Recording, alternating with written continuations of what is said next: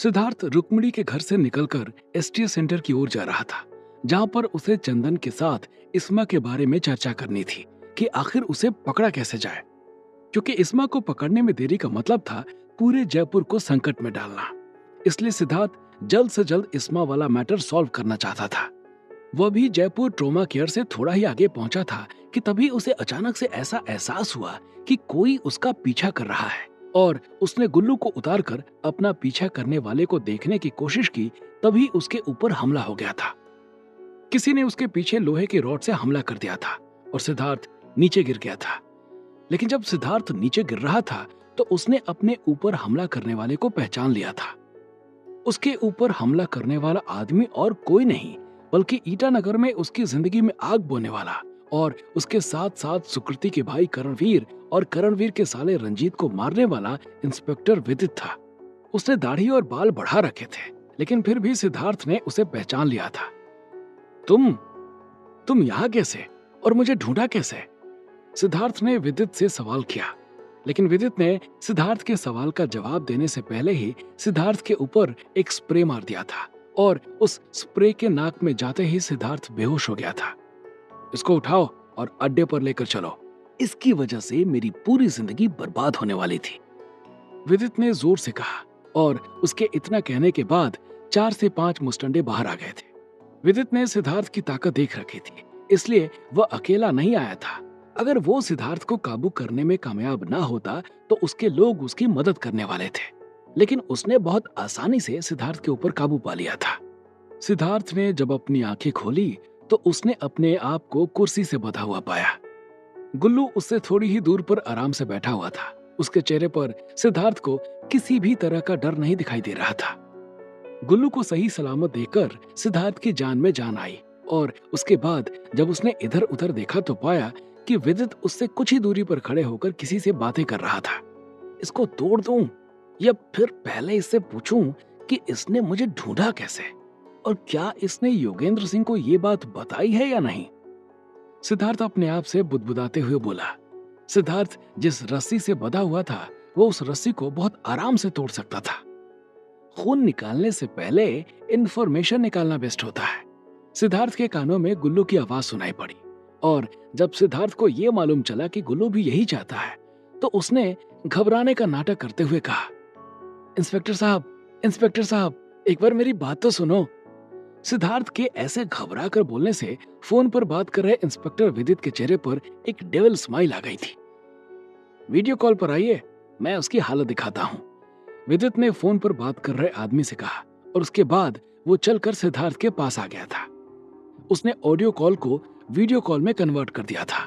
Phone पर उसके साथ अरुणाचल प्रदेश के डीजीपी शुभांकर मिश्रा थे।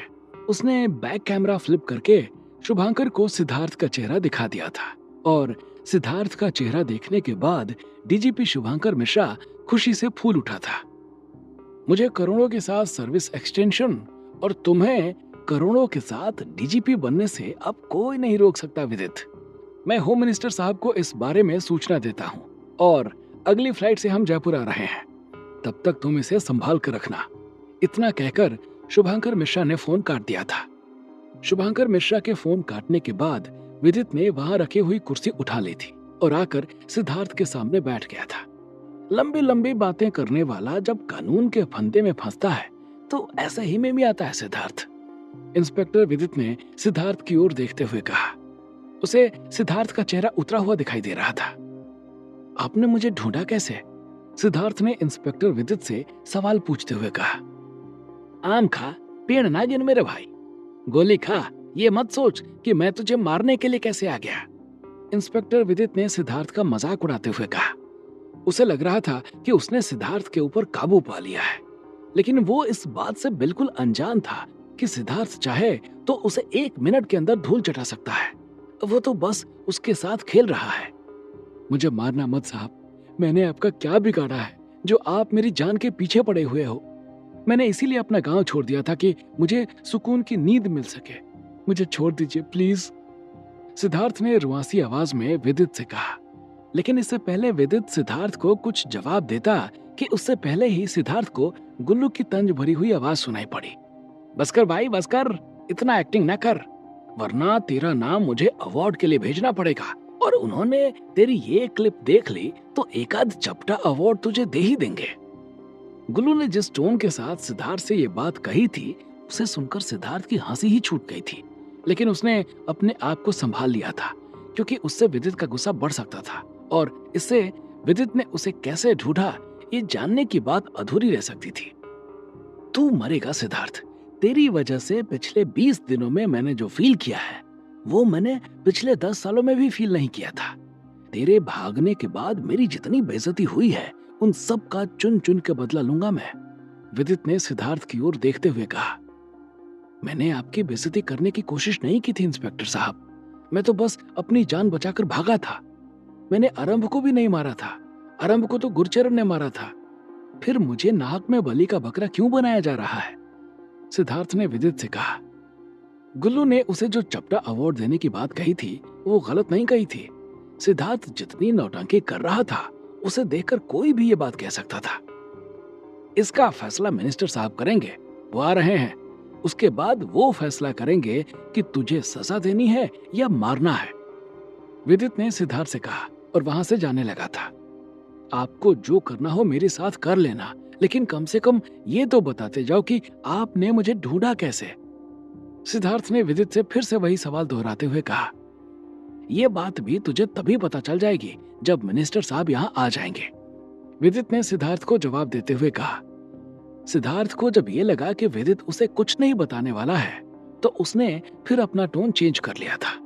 क्यों, बताने में डर लग रहा है क्या, या तो जिसका पालतू कुत्ता है उसने बोलने से रोका है?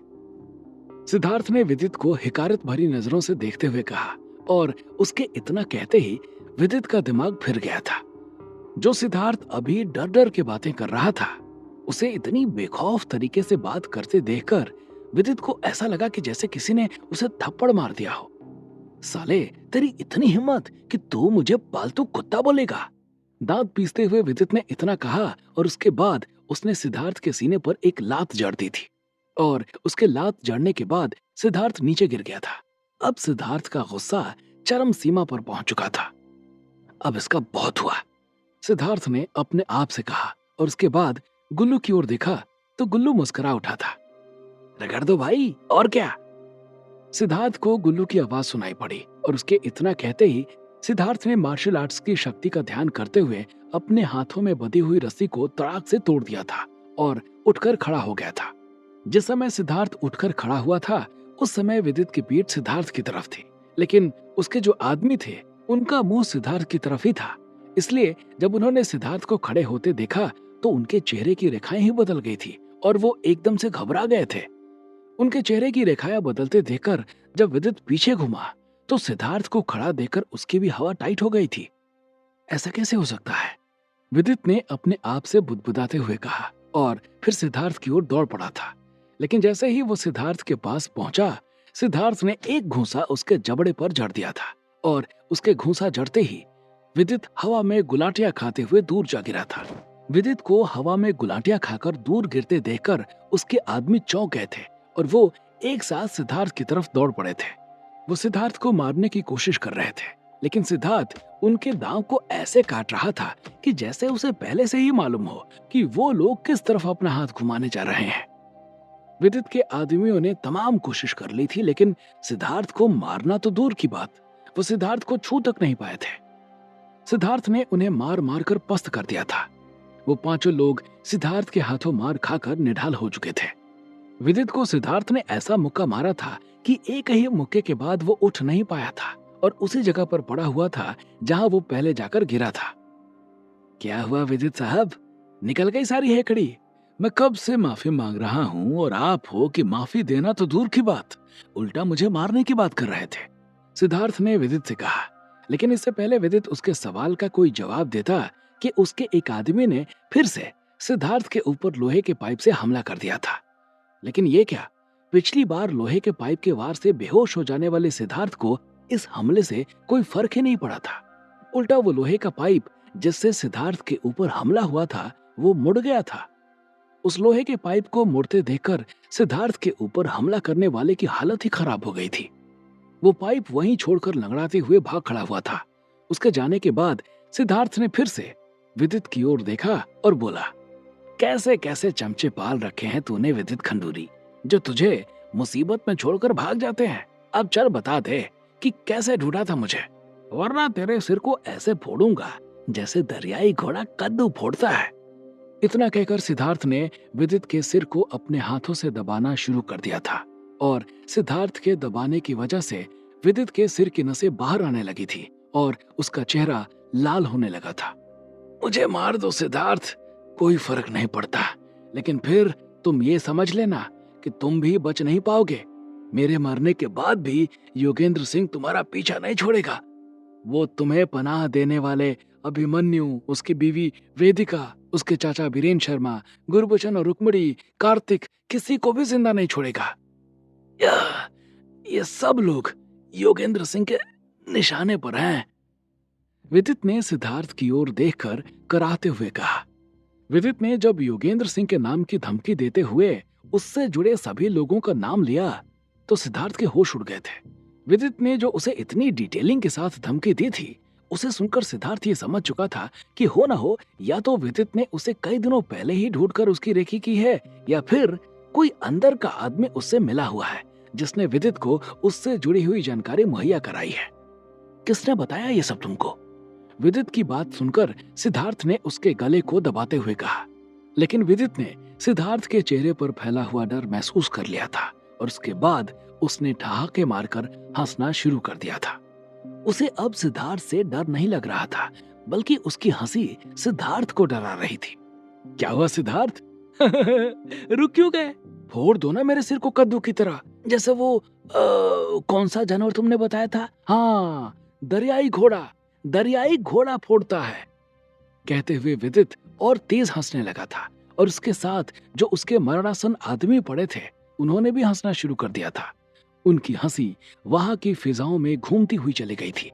उनके हंसने और विदित के धमकी देने की वजह से सिद्धार्थ का दिमाग घूम गया था और उसने जो भी फैसला लेने के बारे में सोचा था वो उसके वर्तमान और भविष्य दोनों को बदलने के लिए काफी था। आखिर कैसे पहुंची थी विदित के पास सिद्धार्थ से जुड़ी हुई ये जानकारी? क्या सिद्धार्थ का अपना कोई दे रहा है उसे धोखा? और क्या करने जा रहा है सिद्धार्थ विदित के धमकी देने के बाद? कैसे बचाएगा वो अपनों को और अपने आप को? क्या होंगे इन सभी सवालों के जवाब? हमें कमेंट करके जरूर बताएं और आगे की कहानी जानने के लिए सुनते रहिए भूमिपुत्र, सिर्फ पॉकेट एफएम पर।